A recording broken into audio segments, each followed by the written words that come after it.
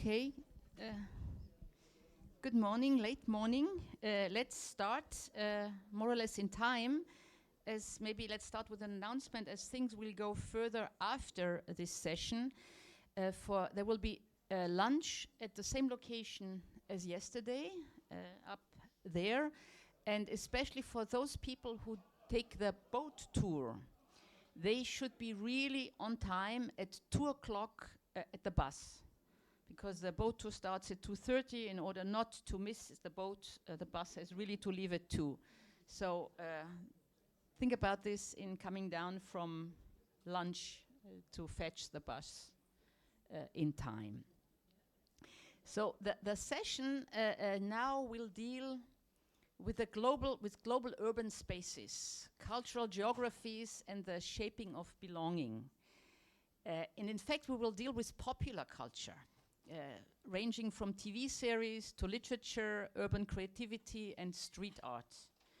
And in all these things, cities play an important role. So we will move from German TV series playing in Berlin and featuring in different ways Germanness to transnational audiences, to international literature festivals, among them also one in Berlin, fostering European identity. And then we have also Berlin as a site for creativity where urban spaces are reimagined. And finally, we have a presentation about street art and graffiti as a global Kulturgut. I will also have two heads here, having also a presentation together with Anne Beier about our project. I mean, this is research in progress, ongoing, but it's worthwhile, I think, to present it at this stage already. Anne Beier, sorry, it's in German, ist Kommunikationswissenschaftlerin mit Schwerpunkt auf empirischer Forschung, insbesondere zu transkultureller Kommunikation. Und sie schließt derzeit ihre Promotion an der Freien Universität Berlin ab zum Verhältnis von Religion und Medien. Außerdem ist sie die Referentin für Medienpolitik, Gremien und Finanzen in der Intendanz des Rundfunks Berlin-Brandenburg beim RBB. And we will now move on. We make it in English because it's an international project, and that's also the language where we research in. Streaming Germanness, transnational audiences, and German TV series in Israel and Berlin. And we will share the presentation. Thank you, Gisela. Thank you, everyone. I'm very happy to present this project here, although it just started last year. But before I dive in the content, I would like to introduce Gisela as well, because it's always the fate of the chair that they're not introduced or they have to introduce themselves. So I'm doing that now. So Gisela Dachs is a full professor at the DAD Center for German Studies at the European Fórum at the Hebrew University. She holds a PhD from the Department of Communication Tel Aviv University, but her expertise in media is not only academic, but also based on her long career as a professional journalist and writer, and she has published and edited not only several, but so many books about Israel and the Middle East, and frequently speaks and writes about these topics, just like today. And you can see on the first slide many logos, and this is, we put them there because the project is not only an example how international projects are successful but also fun. And I remember when we met at a teaching exchange in Jerusalem, we started planning this project as soon as we left your classroom with seed money from the DAD, and during many hours of Zoom call we successfully applied for a DFG funding, and the project between the Hebrew University and the Freie Universität Berlin started last year. And another preface before we dive in: we are both communication scientists, so that is the lens through which we are looking at this phenomenon that is not only but especially relevant for Israel and Germany, the streaming of Germanness. So as everyone knows, but the numbers are nice to see too, streaming video on demand and its international success have changed the television market. Streaming has arrived in the mainstream, COVID-19 certainly being a catalyst for this trend, which is unlikely to be reversed in the future, which we can clearly see here in the market saturation prediction for both markets, Israel and Germany, which is the norm rather than the exception. German and other television streaming content challenge the US-centered export of media content. Liebes and Katz, we speak about this study later, but Liebes and Katz have shown in the early 1990s that concept and values shown on television may infiltrate the individual and a whole culture. Streaming is not immune to that infiltration. We know that historically, national television content is sustained by cultural elites who bring the pictures to the viewers, and streaming television really intervenes in this exchange and reorders the elements and interrogates the meaning of content. It is an innovation that challenges power dynamics on the market, with European and German productions on the rise. What does it mean for the portrayal or the export of Germanness? This is the center of our presentation today and the center of the project. So let's have a look back after 1945. The export of Germanness on the screen was very limited. On the one hand, we had a very critical highbrow culture that felt and used the unease with Germanness within West Germany and made it into internationally reclaimed content that was exportable, but that was a small portion. On the other hand, popular German culture such as Heimatfilme or German Schlager were seen as low quality, poor, and not at all exportable. With the described power shifts that came with streaming, this picture changed. The well-known repertoires of Germanness, like the Third Reich, Holocaust, German terrorism, or West German terrorism in the 1970s, today no longer form the main phase of German film and television on international markets. The fictional German TV series that travel today around the world open up a space for complex narrative around Germanness, and the center of that is Berlin. There are central questions of belonging negotiated. They offer access to hybrid identities and value discourses within the historical and diverse context of the capital, because the capital has been rebranded on screen as a site for multiculturalism and societal openness. It is a modern urban space making fast-paced development still, although people live in the city might argue it's not true, but from the outside it still is true, and from the inside too. And the Berlin myth contains history, it's the capital, it's young, nightlife, crime, and it's in effect, it's very un-German because many things go against the rules. We have multiculturalism, diversity, and cultural hybridity. So all these things go into television streaming productions that center in Germany or in Berlin. This is not a niche phenomenon. Our examples here shown are just some, and they show that streaming television content from the big players like Apple TV, Netflix, HBO, Amazon Prime, that gained international popularity. We have focused in our project on content set in Berlin, but of course there's more. Dark, Barbarians, Oktoberfest, How to Sell Drugs Online Fast, just to name a few, show that this is a development and has been going on for a while and is still growing. It also shows the variety of content. Historical plots like Charité, Cleo, or the super popular Babylon Berlin stand next to the picture of the international rough and exciting melting pot city that is shown in productions like Four Blocks, Crooks, and Unorthodox. So the questions about belongings and content negotiation that arise from this will be researched in the setting of a replication study of the above-mentioned study by Liebes and Katz, and Gisela will give us more insights about this. Okay. So I'm getting up for this here. Thank you, Anne. I mean, there was this seminal study that Anne just mentioned, the export of meaning, cross-cultural readings of Dallas. This was a seminal study in communication studies, and it was about the idea to counter the theory of cultural imperialism. At the time they said, well, the Americans, Hollywood is dominating the way how the world is perceived by people, and then they said, wait a moment, from the moment on you have a distribution of lots of American blockbusters, that's for sure that they dominate the world. But what do we know about how it is received? And so they made an audience study which made a big fuss because they took in Israel 55 focus groups from different social, ethnic backgrounds. And these were all people who at the time were watching Dallas.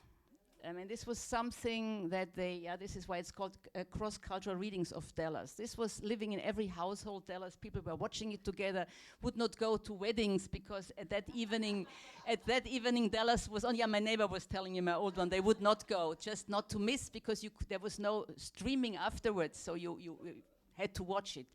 And then they checked in these groups, in kibbutz, people more European origin, from European origin, Israelis and Israeli Arabs, second generation Moroccan immigrants, and Russian newcomers.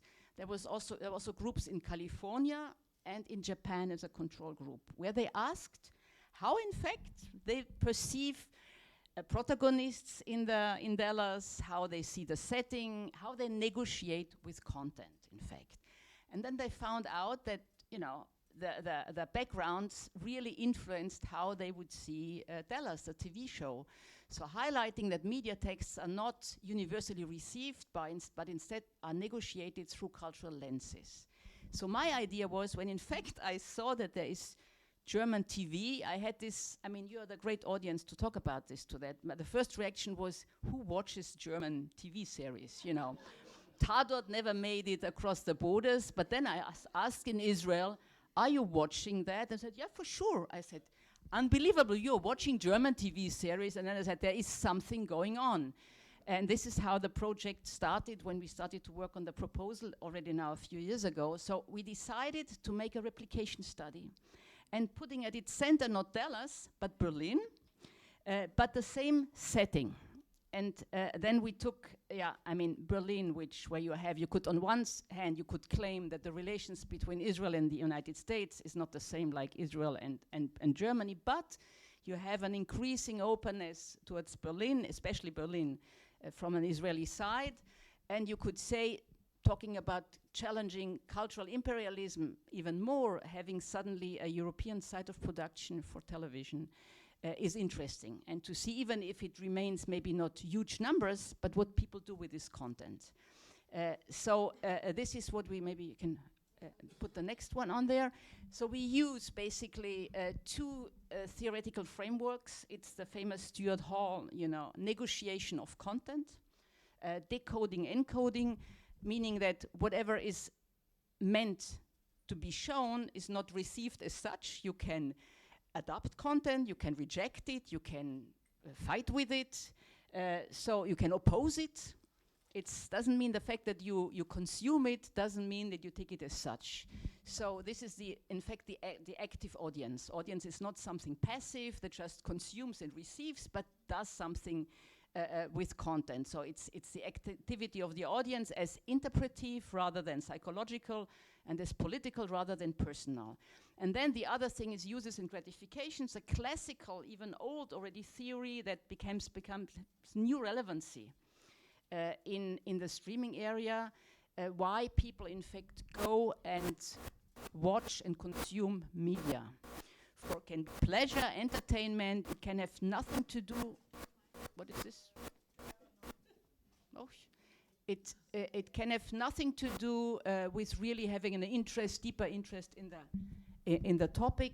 Can be for pleasure without hooking into the plot. So this is the other theory, and the big idea, the active audience, where in fact you have no traditional gatekeepers anymore, who might choose, what goes into television, what goes into cinemas. But people are able to choose on their own, on a very large scale, what they want to watch. Even so, you could say, the hierarchy, what is rather, promoted first, but still, it's a more democratic way to choose among big numbers of production. And you have, I think that's important here also to mention, not only a growing openness to Germany with the example of Berlin, but you have an incredible openness to German language in Israel. So that was part of it, saying, well, German TV series usually are, as other things on streaming, are streamed as is, with subtitles, so there is no dubbing. So you have to hear the German language. which is different than having it dubbed. So also this is something that the new streaming environment has in fact overcome and exists. Can you go on? Yeah. So maybe you want to do this one. Now you stood up, I will stand up as well. I feel pressured. Okay. I will just really quickly go into the methodology because that's my thing, but we can talk about this later if you're more interested. So we took this phenomenon of the German television series on demand and the concept of Germanness, and then we said, okay, we need to look at this not only from the viewers, if it's an active audience, it has 3 steps really. It's the marketing and production, and we're gonna have a look at this in Israel and Germany through expert interviews. They are already finished, so we have some first insights with us today. And the other 2 steps are the content and plotment. This is gonna be looked at through content analysis, really classical communication science research thing, the desk. Then we have a look at the reception, and this is really the core of the study, because we wanna have 50 focus groups in Israel and Germany and ask them about their content negotiation of television series on demand that center around Berlin, and it's 2. One is Cleo that is set in the GDR setting, and one is Krux, more of a gangster thing. And then obviously, if we talk about streaming, if we talk about online availability, we have to talk about social media. So we look at the content negotiation also on international social media through network analysis of relevant hashtags. And now Gisela will tell you a bit of our first findings. Very quickly, because we really are now running out of time. Also, maybe to add, also in Germany, we are dealing with very different groups. So we also make their a migrant background, depending on which one. So we have also a variety of these content negotiations within Germany to check this out. By the way, the original study, what they found out, that in Japan, it didn't work at all. Dallas. So that's also an interesting thing. So you can see, compare how in different settings it works. So the very first findings, I mean, we spoke to really producers, script writers, and also the directors of Cleo. I mean, having those who produce and make these films, or this television series, sorry, it's no film. So what becomes clear that in Israel, you do still have gatekeepers playing their role. So they are still reluctant to purchase German series for a variety of reasons in the classical satellite and cable setting, and also public broadcasting. So they would say, as long as there is still one Holocaust survivor in Israel, I don't want to air anything showing empathy to the Germans. That's still the official line. I mean, you did have Babylon Berlin on television in Israel, which was a big hit, where you had German language, but in a very specific historical setting, Weimar Republic. But also there is a positive evolution of the relations between Israelis and the German language. There is more openness.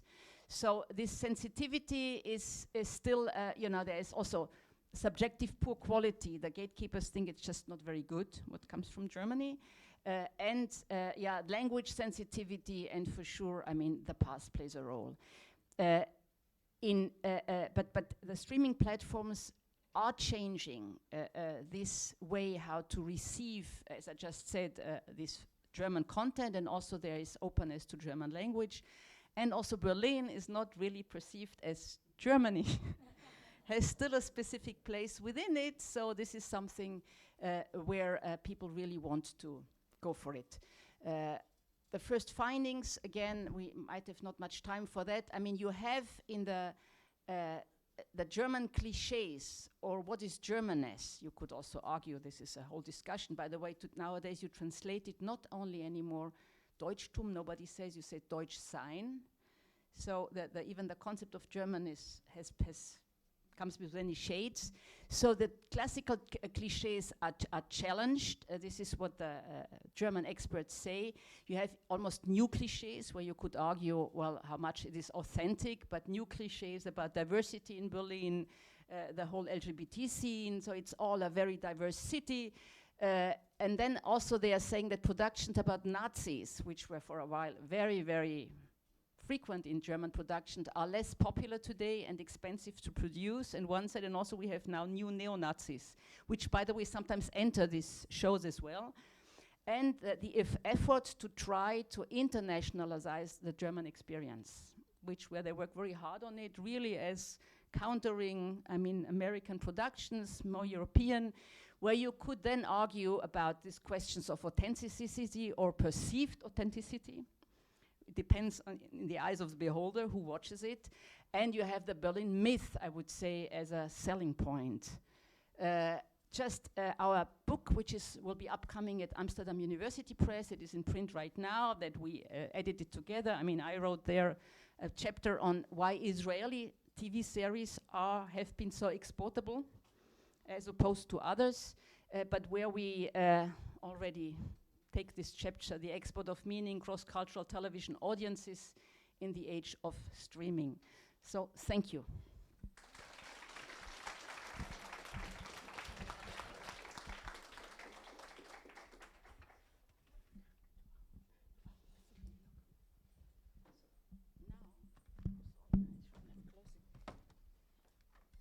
And now, we continue to our next presentation, which deals with europäische Identität durch Literaturfestivals.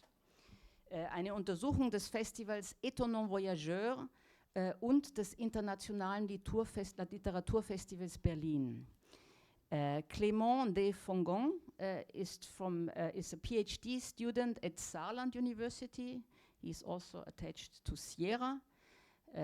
His research in cultural studies and sociology of art literature focuses on international literature festivals in relations to the issues of universalism, internationalism, and cosmopolitanism. And he has also been in the past an research assistant in an ERC project, Minor Universality. Please. Thank you for this presentation. Vielen Dank für die Einführung. Also ich sehe. Here you have to change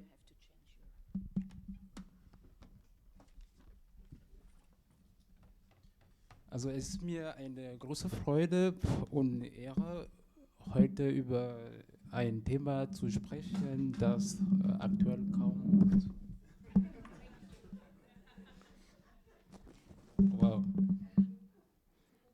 das aktuell kaum sein könnte. Also europäische Identität und internationale Literaturfestival. Genau gesagt möchte ich mit Ihnen darüber nachdenken, welche Rolle Literaturfestivals dabei spielen bei der Konstruktion, Aushandlung und vielleicht auch dem Streit um das, was heute unter europäische Identität und kulturelle Zugehörigkeit verstehen wird. Im Zentrum meines Vortrags stehen zwei wichtige Festivals: das Internationale Literaturfestival Berlin, kurz ILB, und das französische Festival Étonnants Voyageurs in Saint-Malo.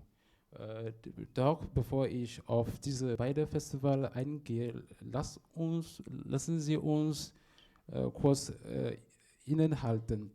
Wo stehen wir überhaupt? Und was ist gemeint, wenn von Europa oder Kosmopolitismus gesprochen wird, und warum gerade Festivals? Literaturfestivals werden in der wissenschaftlichen Diskussion bisher deutlich weniger beachtet als etwa Kirche, Schulen oder Gemeindezentren. Dabei sind auch sehr wichtige Orte, an denen kulturelle Praktiken, Meinungen und Identitäten verhandelt werden. Monika Sassateli nennt sie Teil der Public Culture, also der öffentlichen Kultur. Das heißt, sie sind Bühnen, auf denen Identität nicht nur erzählt, sondern gelebt, performt und diskutiert wird. Die Grundlage meiner Untersuchung bilden die Festivalprogramme und Archive aus den Jahren 2022 und 2023 sowie ethnologische Beobachtungen vor Ort in Berlin und Saint-Malo und Interviews. Zwei Konzepte stehen im Mittelpunkt, das sind Europa und Kosmopolitismus. Europa, was ist eigentlich Europa? Wir haben schon gestern über diesen Begriff diskutiert, aber es gibt keine eindeutige Definition. Europa ist keine geologische Fakt, sondern wie der Historiker Kieran Klaus-Patel 2024 formulierte, eine soziologische Konstruktion. Eine Idee, die ständig neu ausgehandelt wird. Europa umfasst geografische, politische, ökonomische, kulturelle und ideologische Dimensionen, oft in Spannungen miteinander. Kosmopolitanismus, wie in Gera de l'Antique, Georgie oder Satellit verstehen, beschreibt dagegen eine Haltung der Offenheit, eine Bereitschaft zum Austausch, zur Pluralität, zur globalen Verantwortung. Es geht um Verbindungen zwischen Welt und Region, global und lokal, um das Zusammendenken von Vielfalt und Zugehörigkeit. Also von diesem Hintergrund können wir Europa als ein kulturpolitisches Projekt begreifen. Ein Projekt, das sich immer wieder zwischen zwei Polen bewegt, Offenheit und Abgrenzung. Also was zeigen nun die Festivals?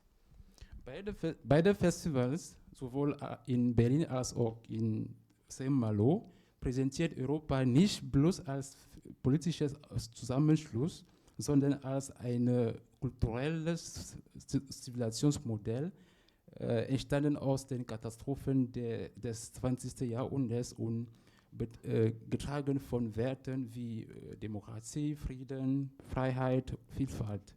Durch Performances, Begegnungen und Diskussionen inszenieren sich diese Festival als Räume eines kulturellen Kosmopolitismus, in denen transnationale Dispositionen entstehen.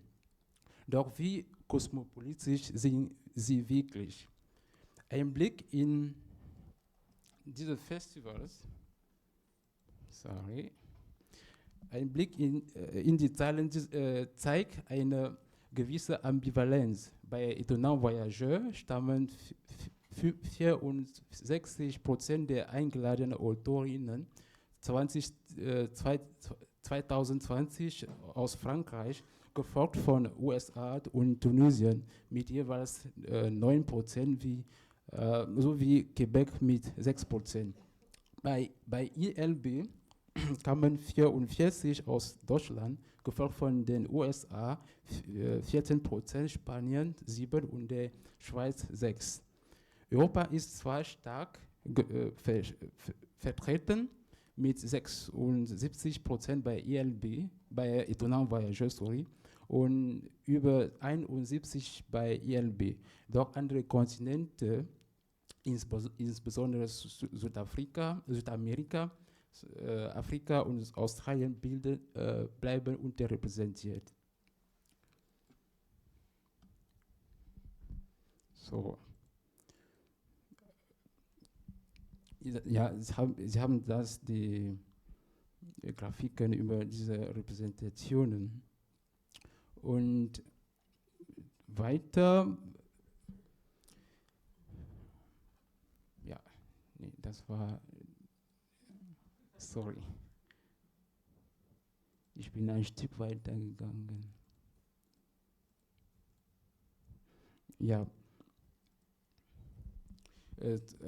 trotz dieser Gemeinsamkeiten verfolgen die beiden Festivals unterschiedliche Strategien. In Berlin wird ein Kosmopolitismus von unten geprägt durch die kulturelle Vielfalt der Stadt.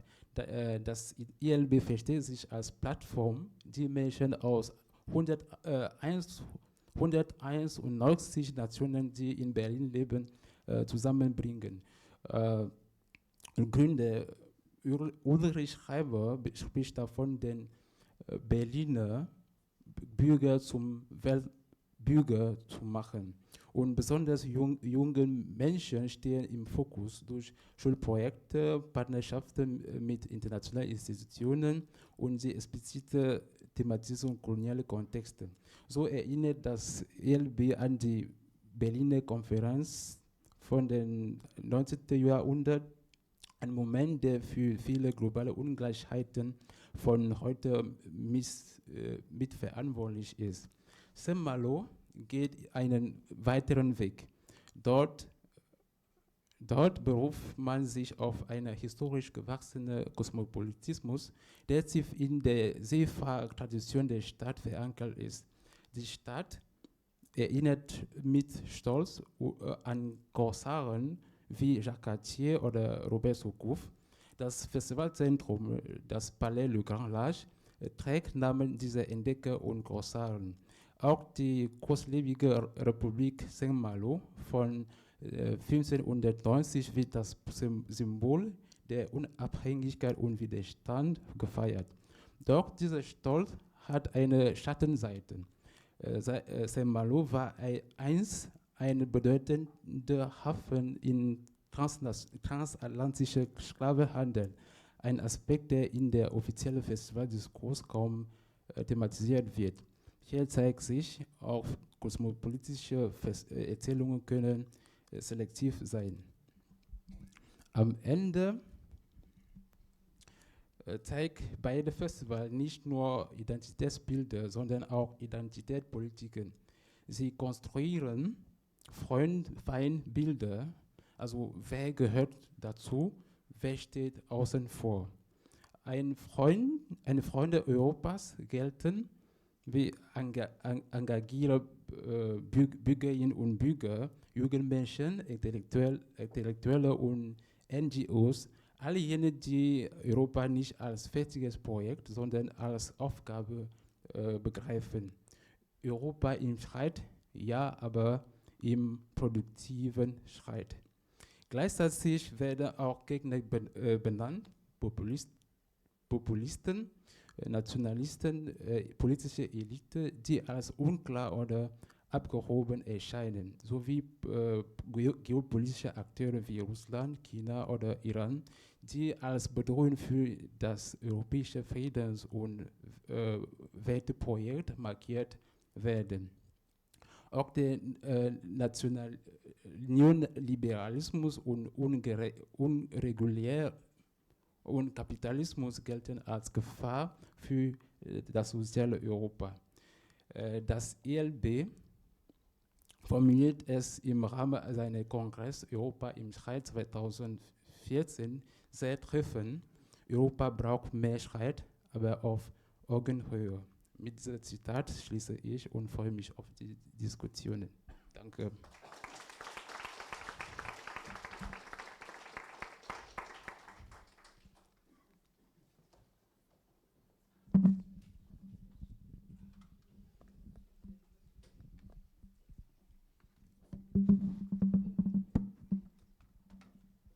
Thank you very much. And now we are coming to the next presentation, Take It to the Streets, Reimagining Urban Spaces as Sites of Individual Expression, by Professor Katya Assaf-Zakharov, who is a legal scholar at the DRD Center for German Studies at the Hebrew University in Jerusalem. She studied her LLB and LLM at the Hebrew University and her PhD at the Ludwig Maximilian University of Munich. And her primary field of expertise is intellectual property, but in recent years she's increasingly moving into the field of urban studies, free speech and democracy. Please, Katya. Thank you, Gisela, so much for this kind Take the microphone. Oh, yeah. Thank you.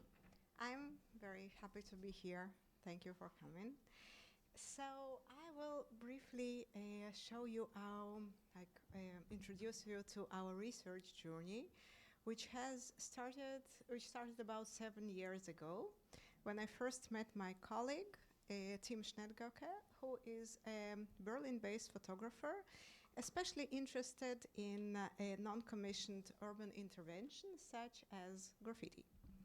So we were both fascinated by the amount of effort and sometimes also money and time people put into something that would most likely be removed within a short period of time and is also likely to lead to fines and maybe even imprisonment, just to tell the world, hey, here I am. And we felt that graffiti might be just the tip of the iceberg. Maybe there are more people who would like to share something to become visible if the risk factor was taken away. So now let's have a very brief look at the legal regulation of public spaces. So these spaces, as the name suggests, belong to the public. But what does this mean in practice? So, and they are legally recognized as public fora. This means, of course, that we can all access these spaces. We can use them for walking, for shopping, meeting friends, having coffee. We can also enjoy art that was put there for us by public authorities. But what city residents cannot do is to add in elements of their own to this fabric of urban semantics, or, for example, also changing existing elements on their own initiative. So in contemporary Western cities, public spaces are mostly shaped by a very small number of players, most notably by commercial enterprises. So city residents who should actually own these spaces remain largely invisible. So we thought, why is this so, and could it be different, perhaps? And at this point, we did what legal scholars normally do. We imagined an alternative reality and brought up many arguments why this imagined legal reality is much better than the existing one. So we argued that people should be given opportunities, or maybe even a right, to co-design the city with their personal expressions. We suggested that this would bring about many benefits. First of all, people would feel seen and heard. People would feel that they belong, something that is very much missing in modern urban societies. We also said that this would probably spark people's creativity even without the economic incentives provided by the laws of copyright. We also said that creating glimpses into personal worlds will make people feel closer to their co-residents, and this would enhance the social cohesion and reduce negative stereotypes. And moreover, we argued that letting people share personal content in urban spaces will reduce polarization. Why? This, I think I need to explain that. So it's because today people participate in the public discourse mainly as a part of a group. For example, at demonstrations that are always organized around shared values or opinions or interests, or also in the social media that encloses us in filter bubbles, creating separate informational universes for different social groups. So we thought that this collective dimension of the public discourse might be one of the main factors that shape it in a polarizing way. It's one group versus another, it's us versus them. So we argued that if people were given an opportunity to take part in the social discourse on an individual basis, they would bring in a variety of topics and thus decentralize and depolarize our discourse. So a valid and important argument that was raised against our elaborate proposal was, how do you know? What if nobody is interested sharing anything with the city, or worse, people want to share, but this will be mainly meaningless content or even worse, hateful speech? Do you really want the city to look like Twitter? Well, we believe that different media would function differently, and that given an opportunity to present something in the public space, people would choose to share something that is dear and meaningful to them. But in fact, we had absolutely no proof for this hypothesis. So we sought to conduct a real-life experiment to explore what would happen if people were given such an opportunity. Well, this is definitely easier said than done. This is why you see the void here. This is the time that took us to find a way to implement this idea. And finally, in 2022, we were fortunate to get the sponsorship of VII GmbH, a billboard company that offered to provide 1,500 billboards in Berlin for our experiment. We named the experiment Du bist am Zug. It's your move in German, like in a game. And we invited people in Berlin to submit contributions in form of texts or images that they wish to present on a billboard in the city. Then last summer, we repeated the experiment, this time with 2,000 billboards. And I will very, very briefly show you some of the results of both experiments.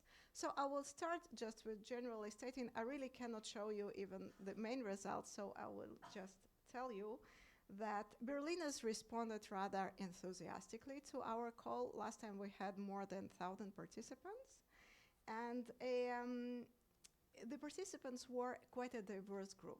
We had Berliners and people with migration, migrants, and we had people of all age groups and children as well, and we had people from a broad variety of professions as well.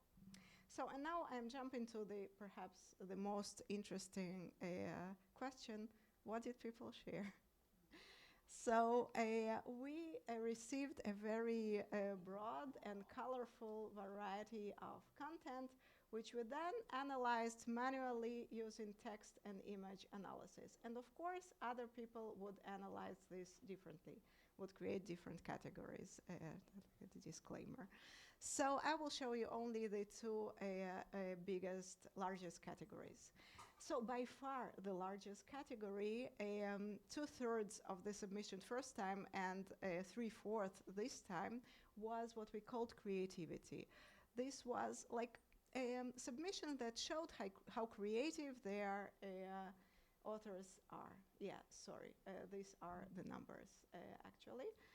So people, yeah, very briefly, people sent paintings in different techniques, drawings,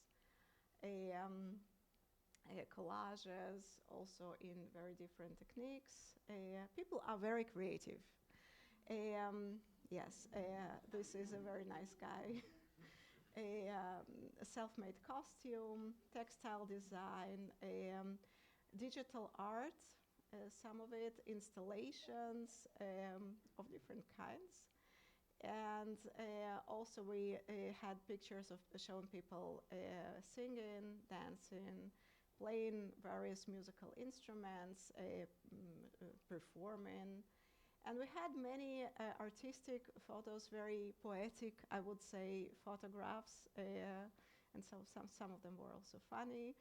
And we also had some poetry, which you won't have time to read it.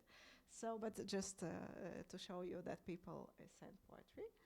And so this, I think this finding is interesting, and it gives some support to voices challenging the current hegemonic position of art and calling to create so-called cultural democracy, a situation in which each and every person gets to be a co-creator rather than a mere consumer of art. So the second largest category was what we called glimpses into the personal worlds of the participants. Also a large group, but they are not, the group the groups were not exclusive. So one thing could belong to many, one submissions could belong to a number of groups. So yeah, people showed, yes. People sent, for example, pictures of themselves alone sometimes, and sometimes together with friends and family and with pets, and sometimes just the picture of their wonderful pets. And we had, yes, marriage proposals. Yeah, we had two, and both ended up with the wedding. Ended with the wedding, yeah. This one is a woman proposing to a man, which I also found nice. And this is poem dedicated to a deceased grandmother and works of kids, artworks of children. And among them, this one, in which this is a severely disabled child who wrote the word mama in his favorite color, and his parents told us that they were so happy to see it on a large poster in the city. And this year we had this guy whose parents make, like, they would really like everyone to see, they make a point out of it that everyone should see and accept their kid exactly the way he looks and not look away from him. And he also really liked his poster. So, and this is how the contributions, the posters, individual posters, looked in the public space of Berlin. And all in all, I can say that having the opportunity to express themselves in public, an absolute majority of people chose to, 1 minute, okay, to show their individuality, to mark themselves out as individuals, rather than to show their belonging to a certain political or social group. We did have a little bit of political expressions, which is also okay, but they were absolutely not the majority. So this gives us a kind of a feeling how our social discourse could look if more space were given to individual and not a collective speech. So yeah, okay. I can also say that people were really happy to see these posters. Obviously, we made interviews and surveys, and people did say it made them feel belong, made them feel seen and heard. But actually, there are more questions to be answered than what we already know. So we actually do not know if this really affects social polarization or negative stereotypes, and this is to be explored. Sorry, I don't have time to show it all, so I will just end up saying that, sorry. Okay, it's too long. I will jump to the end. That we actually are, although I can show it. We do want to make future experiments, but one of our main goals is just making cities a better place, a place that allows everyone to send a message from one's heart to the city street. Thank you, and sorry.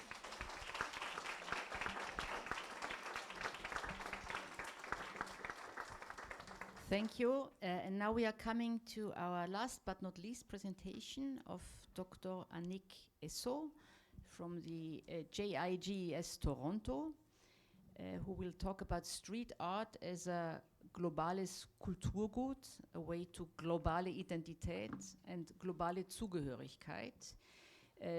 Annick holds a PhD in urban studies and from the National Institute for Scientific Research, and her dissertation was titled Urban Brownfields, Their Social Life and the Legitimization of Industrial Remains, the Case of Explosive, Military and Waste Incineration Sectors in Montreal Urban Era. So, Annick, I leave you the floor. No, I just want to open... It's all here, just a second. It's here. Before reading, I just want to open 3 links. That I don't know about. Let me try this one. They have to make it big in order to make the links. Can just copy. Come copy. Like this. I want this link. Just 3 links. Thanks a lot. Thanks.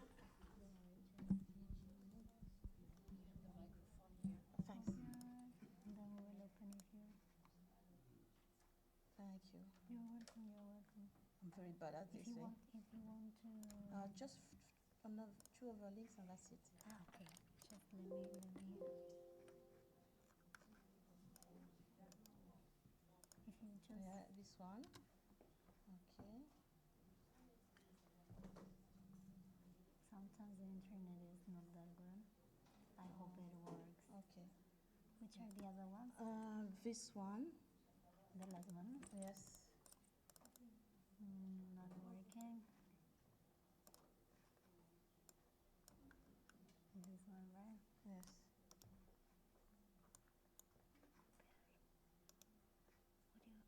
But you let me use.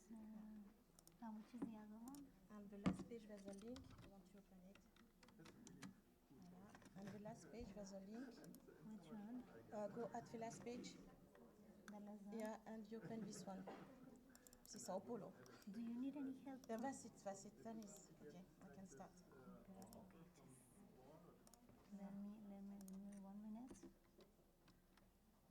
If you want Thank you. to speak, and I can pass Okay. the things for you. Oh, if yes, you yes. wish. Okay, just I want on the come on Google. You want on Google? Yeah, come here. I just want you to check the right. Was this one I want to be here. Just You on want this. this one? Yes, stay here. Here I want to the Banksy. Go back. There's a Banksy. If you see the. Go up, go up, go up, go up. Maybe you just use with your head because Yeah. this is all getting off our. Yeah, yeah. This is not a good I'm going to talk 10 minutes, so it's fine. Okay. Okay. Thanks. The Banksy is here. Okay. Do you want me to help you with anything? No, it's fine. Okay. Yeah, okay. Lire. So I will stay like that. I'm not going to. Okay. Guten Tag. Good morning. Thank you for being here. We are going to see how street art has become a global Kulturgut, a way to global Identität und globale Zugehörigkeit. Through a literature review on the effect of neoliberal globalization on the attractiveness competition between metropolises through urban space, and through some concrete examples from empirical data. We see how this process of global moralization of metropolises is linked to the evolution of a general public appropriation and positive appropriation of street art through murals. I'm going to present all this through this plan. I'm not going to read it all because it's a.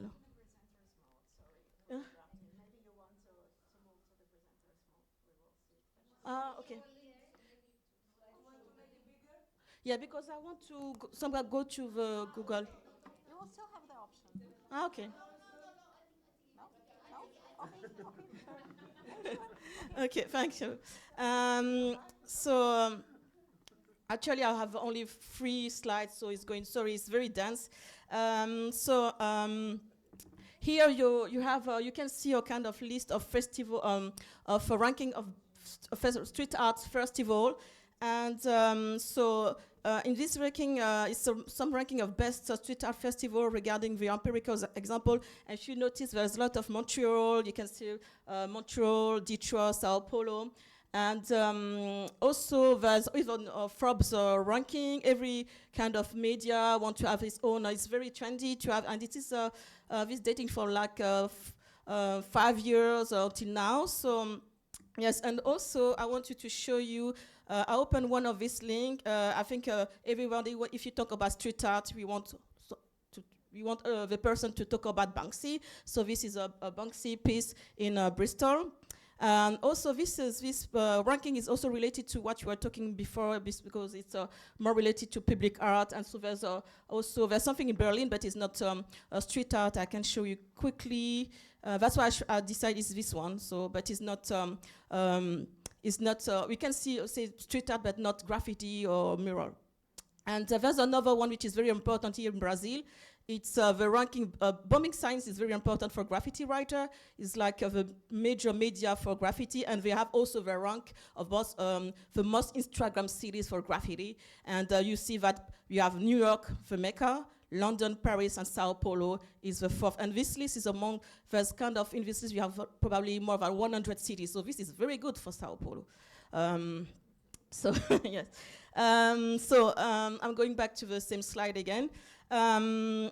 Even I can now read read the slide, but I don't know how to do that. So since the end of the Second World War, the world society are increasingly interconnected economically, politically, culturally, and environmentally at individual, organizational, and state levels.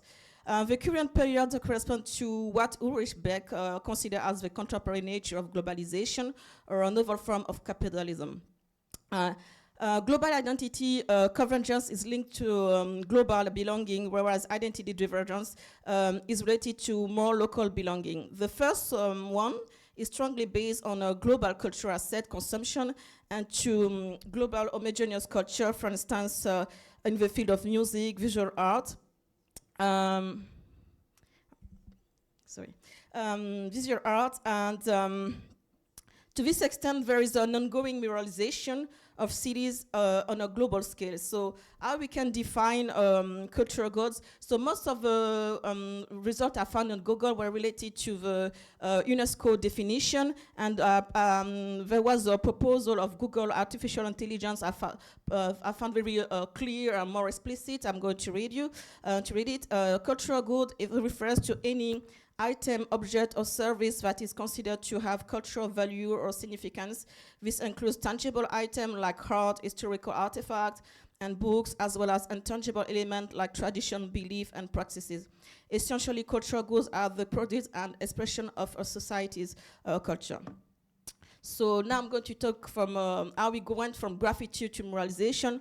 Mural is as part of illegal street art culture emerged from graffiti writing culture in the Black and Puerto Rican ghettos. This is very important to know that. Of the Bronx in New York in the 70s, that has spread all around the world as soon as the early 1980s through the development of local scenes in the wake of hip-hop culture.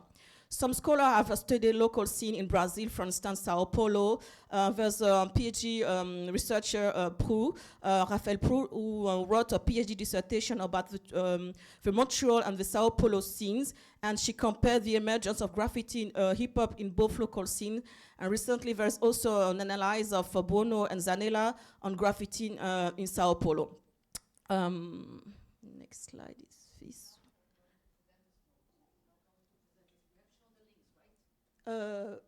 I'm going to present like that, it's fine. You can read it. Thanks a lot. Thanks a lot. Okay. So art in urban space refers to the spatial dimension of art called spatiality of art, and spatial effects, material or immaterial, that they induce. The study of the spatialities of art in geography is based on the idea that art, particularly contemporary art, is no longer deployed only in space, but that it can also be produced with space. The phenomenon of spatiality of art originated from the spatial turning point, especially in cultural geographies, initiated at the end of the 20th century in the human and social sciences, and has prompted more attention to the spatial dimension of phenomenon, including in the contemporary art, where artists have attempted from the second half of the 20th century to leave institutions dedicated to art, such as museums, to offer art intended to resonate with an economic, social, political context, and particularly spatial. From this perspective, art is often conceived as an art outdoor, contextual, in situ, relational, and engaged. So here, this is a festival in Sao Paulo, which is considered as Nalata Festival. Mural Festival is considered as one of the major mural festival, street art festival in Southern America. Okay. So now we're going to talk about the case of Montreal and yeah. Okay. Since the end of 1990, public art made with spray bomb in urban space has been recognized by city authorities as a symbol of vehicle of urban cool, and as part of economic growth strategies in post-industrial areas to develop creative industry as an economic and cultural force, revitalizing and transforming place through art and culture. Street art now participate in the making of a city, especially the global metropolis. Thus, these artworks are sanctioned and commissioned as part of initiatives and street art festivals that are organized in cities around the world by governments seeking to promote urban tourism while beautifying neglected neighborhoods.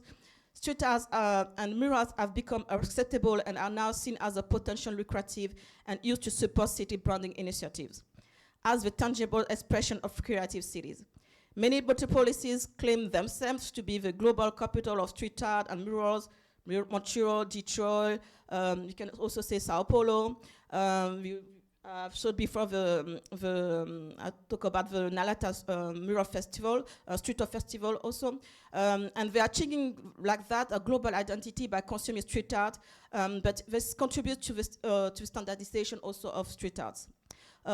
Regarding the case of Montreal, Guinard and Margie were cultural geographers. They compared Montreal and Johannesburg street art local scene, and they note that graffiti writers who work as was previously forbidden have been hired by the city to create murals in different parts of the city.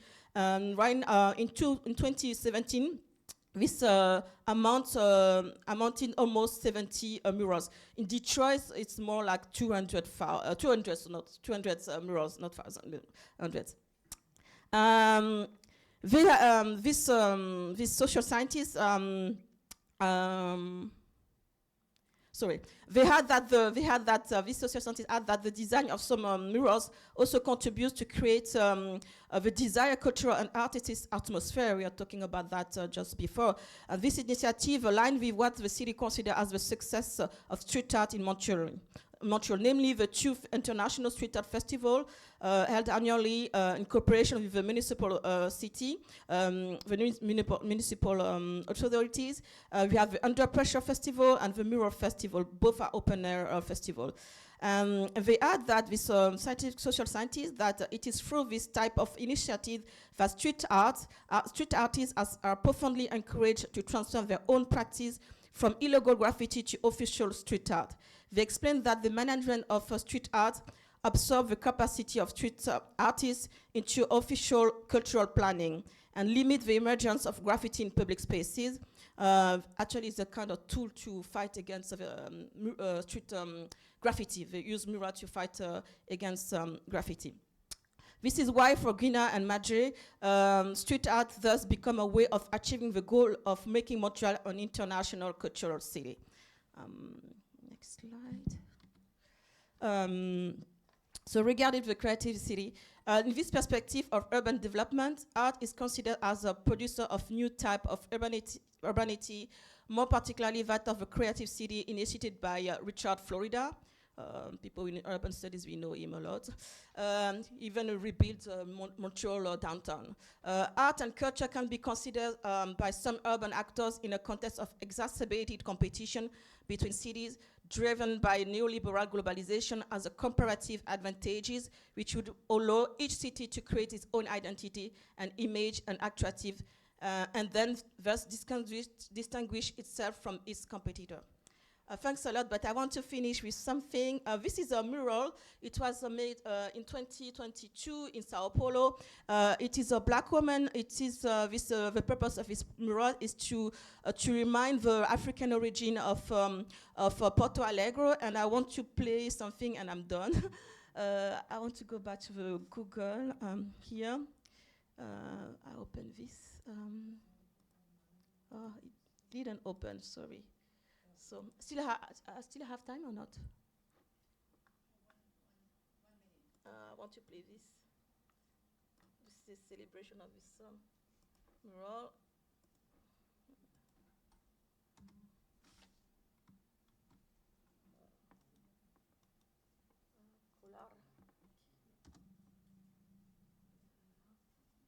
Why it's the same? It doesn't copy. Click in the other. Maybe click and press control. Link. Oh, sorry, I wanted to. It is here. I just want to play this. It's fine. I want to play this. Let's finish like that. Celebration of the inauguration of this mural.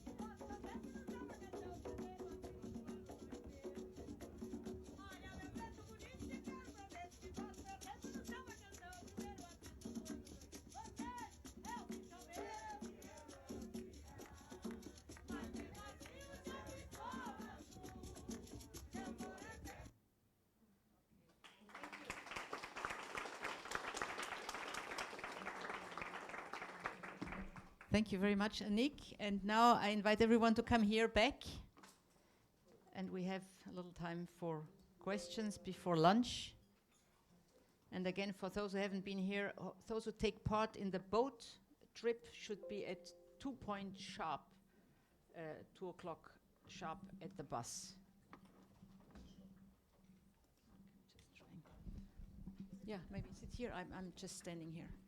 I'm just standing here. No, it's okay. The second micro? Oh, sorry. Okay. Thank you. Yeah. Okay. Yeah, Sabine, and then here and here, in this order. And thank you. Okay. I had a question for Clément. Can you talk a little bit about the language at these festivals? Because it's, soll ich das auf Deutsch fragen? Die Sprache, weil ich weiß, dass in Amerika machen wir immer Witze darüber, dass die Deutschen ganz viel ausländische Literatur übersetzen. Und dass man in Deutschland deshalb sehr viele Literatur aus allen Ländern der Welt auf Deutsch lesen kann. Amerikaner machen das nicht. Und ich frage mich, wie das bei so einem Literaturfestival funktioniert. Sprechen die Autoren dann alle Deutsch oder Englisch oder ist es gemischt oder mit Übersetzung? Das würde mich interessieren. Shall we collect a few questions first? Yeah.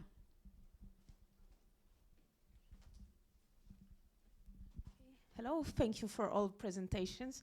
I have a question to Katya. Actually, two questions. Whether did you receive any negative messages? Yes, you had to and use the censorship because I feel like people were aware that they will be censored. And the second, whether there was any social dialogue, like space social, whether any, I don't know, new graffitis on these posters or stickers put on it, and it is, like say, urban social response or a dialogue. There are lots of questions, so let's go here. No, but first here. Oh, there are so many. Oof.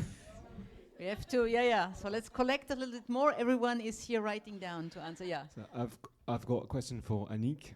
I was very happy with your presentation because my hometown was there, São Paulo, which many Brazilians consider as the ugliest city in the country, which I disagree. I totally disagree.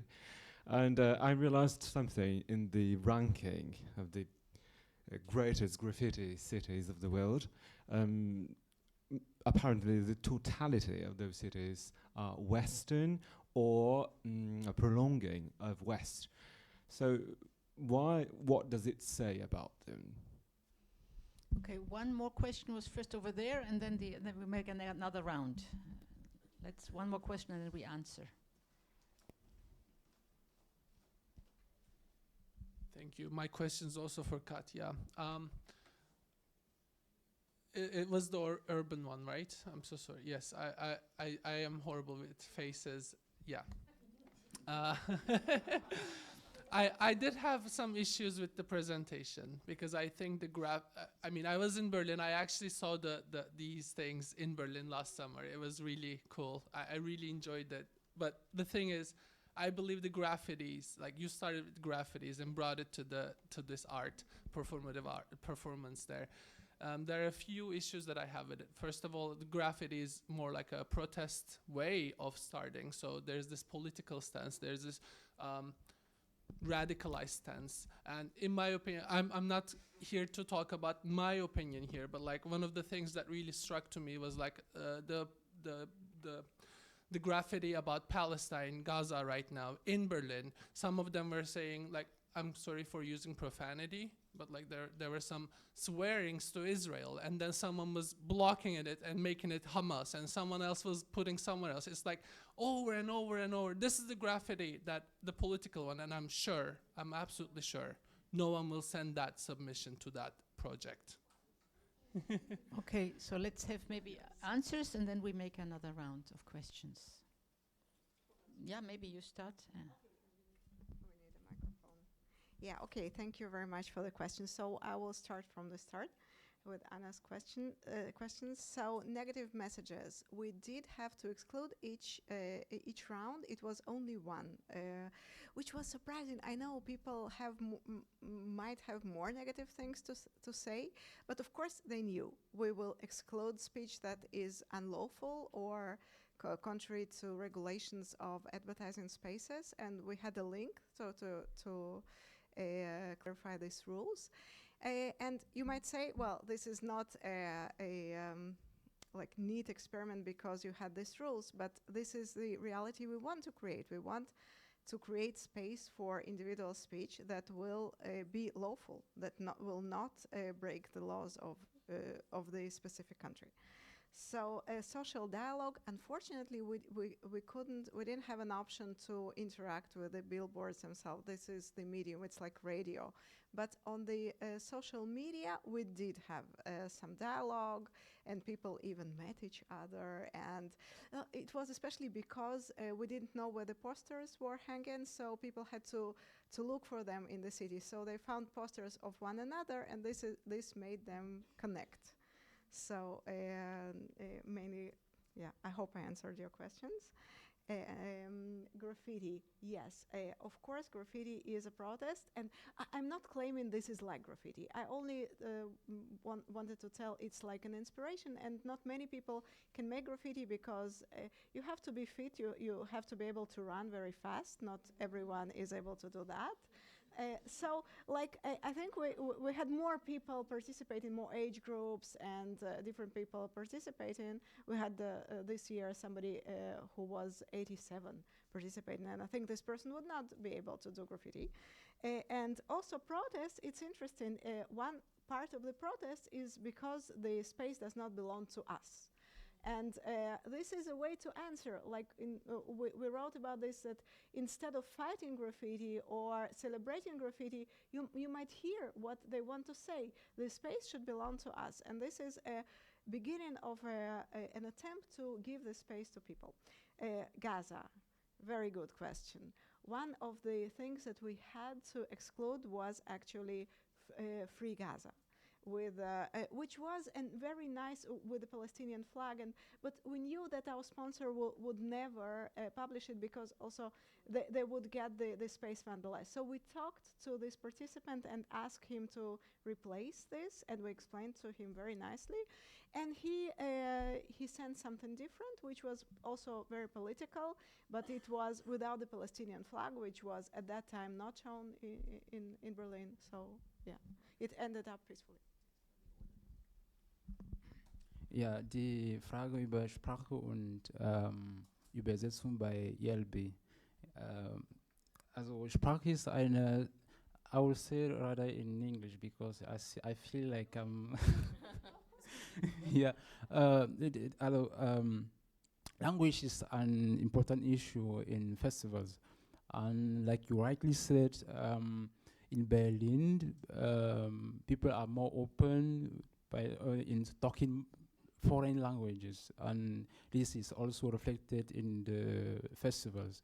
And since the creation of this festival in 2001, the program is very mixed. You can see all languages showcasing, performing on the scene, and this is something wonderful about ELB compared to what is in USA or in France.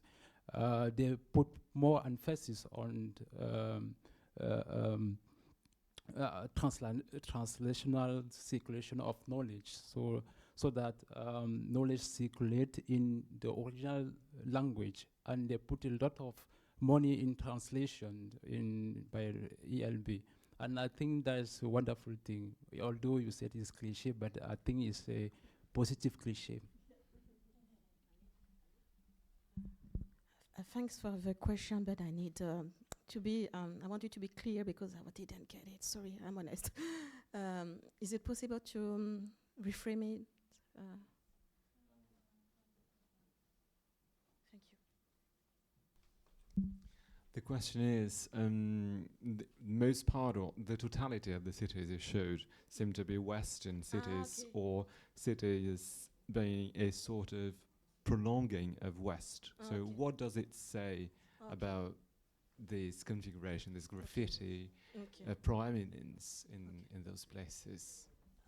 I think this is related also to the spreading of hip-hop culture. Do not forget that so graffiti exists for a long time ago, but this kind of graffiti we see in the city, it's the new kind of graffiti called hip-hop graffiti or sign graffiti, which was developed in New York, and which spread all around the world. For instance, I talk about Margie and Gina, who made we work on the local scene in Johannesburg, and they noticed that there was graffiti during the apartheid, and but this graffiti were I just said revendication graffiti against apartheid, and then now there's a kind of because of globalization.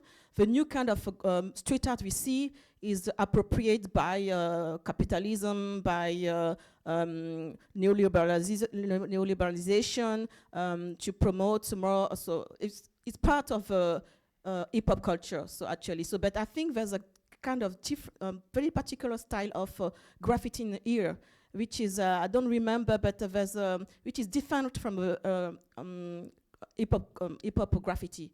So I think you have to think about more of the spreading of graffiti and street art through respondent of hip hop culture. It's how I see that.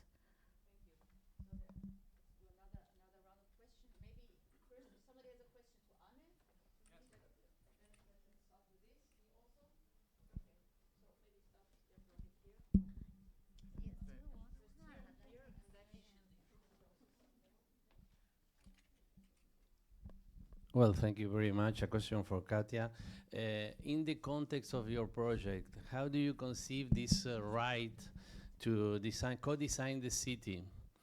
And I want to know if you think that we have to formalize this right or is enough with the freedom of expression to explain the right of people to design the city? Okay. Thank you very much. Okay, let's hear another question.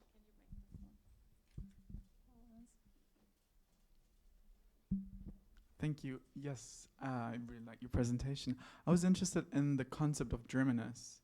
How do you conceptualize Germanness, and how does that influence your methodology? Okay, some more questions. Let's take two more. Yeah, here. Wer hat das bezahlt und was kostet das? Ja? Ja. Okay. Diese Projekt. Weißt du das? Some more.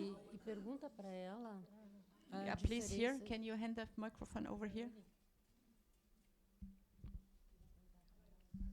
Danke, auch an Katja. Habt ihr auch sozusagen Audience Response irgendwie mit aufgenommen? Oder also wie reagiert das Publikum, also diejenigen, die es sehen, systematisch? Ja.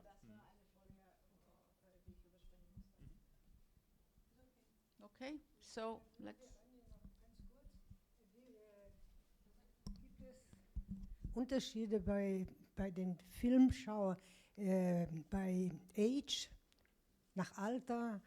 Jüngere Leute sehen mehr Film an oder ältere? Gibt es da Unterschied zwischen Generationen zum Beispiel? Yeah. Okay, so you want to answer first, or me? You want to do it for us, or me? Yeah, go ahead. Okay, I will answer in English, but thank you for your questions. What would you prefer, German? Yeah, okay. I will start with the short answer for the generation. So, yes, when we started the project, we thought, is this a project for young people? Is it only young people that watch this in Israel or Germany? And then we looked into the market research. We could only talk about this today briefly, and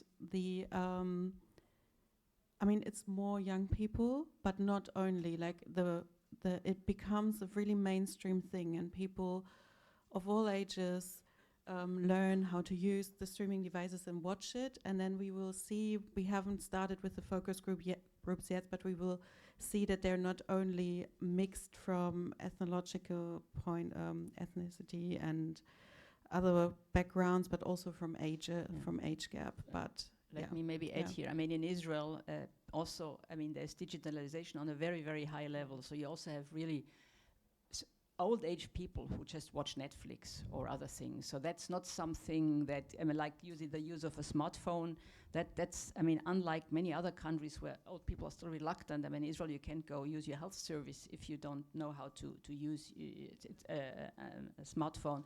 So this is very widespread.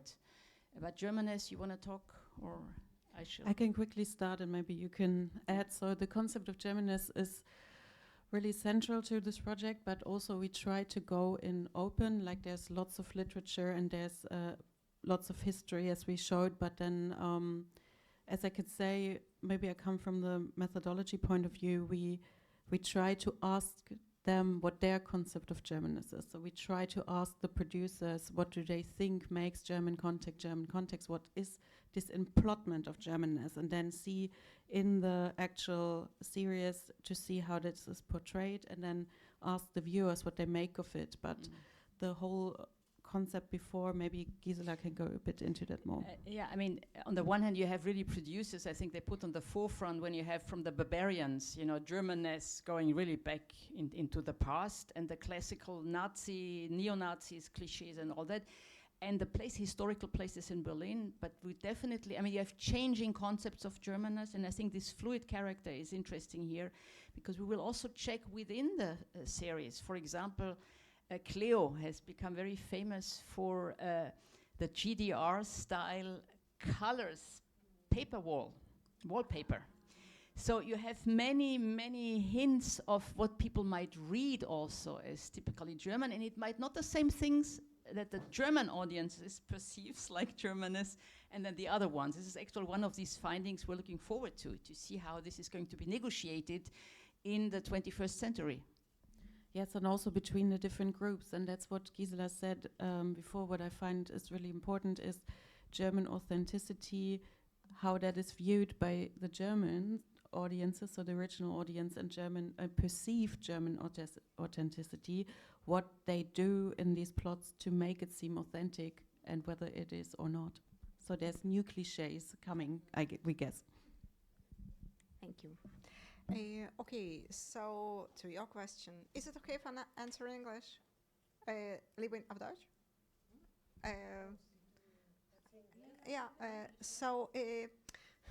How much it cost and who paid for it.